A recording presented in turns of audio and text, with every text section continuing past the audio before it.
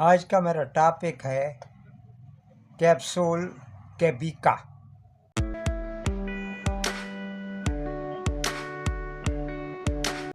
اس میں جو دوا پائی جاتی ہے وہ ہے پریگیبلین۔ یہ 3 اسٹرینگس میں دستیاب ہے، 75 mg میں، 100 mg میں اور 300 mg میں۔ کیٹس فارما نے تخلیق کیا ہے۔ بیسیکلی یہ اینٹی لیپٹک میڈیسن ہے۔ اسے جسم میں پٹھوں میں دردوں کے لیے استعمال کرایا جاتا ہے۔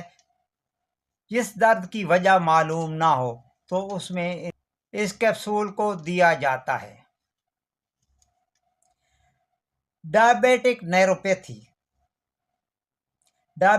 نیوروپیتھی میں بھی اس دوا کو استعمال کرایا جاتا ہے۔ شوگر کے مریضوں کو ٹانگوں کے اندر یا پاؤں کے اندر بہت شدید درد ہوتا ہے اور اکڑاؤ اور جلن کا احساس ہوتا ہے، اور شوگر کے وہ مریض جن کے پاؤں اور کندھے سن ہو جاتے ہیں تو اس کیفیت میں اس دوا کو استعمال کروایا جاتا ہے۔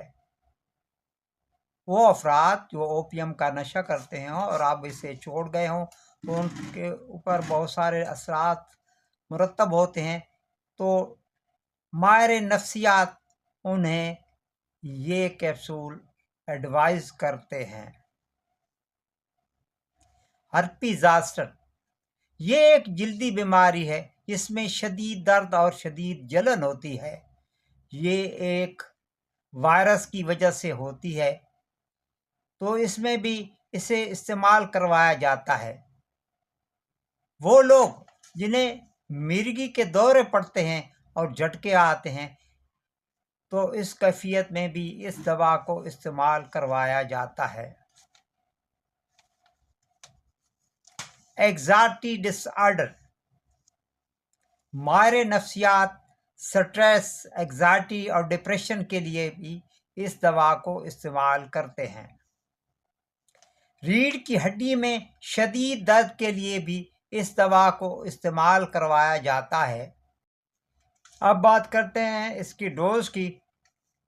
یہ 3 اسٹرینگتھ میں آتا ہے، یعنی 75 mg، 100 mg اور 300 ملی گرام کی اسٹرینگتھ میں یہ دستیاب ہے۔ اڈلٹ ڈوز بالغوں کے لیے اس کی خوراک 1 کیپسول رات کو سونے سے پہلے لے لیں۔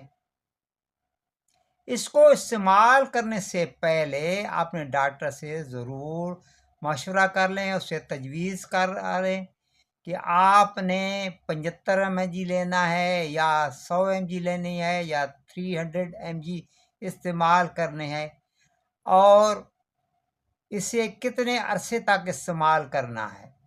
اپنے طور پر اس میڈیسن کو قطعی استعمال نہ کریں، کیونکہ یہ ایک ایسی میڈیسن ہے جس کی آپ کو عادت پڑ سکتی ہے، آپ اس کے نشے کا شکار ہو سکتے ہیں۔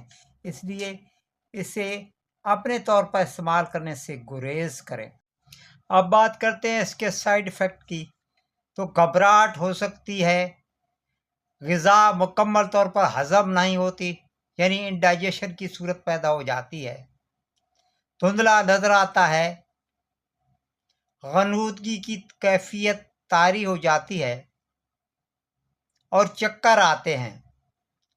پریکاشن وہ عورتیں جو حاملہ ہیں اسے استعمال کرنے سے گریز کریں۔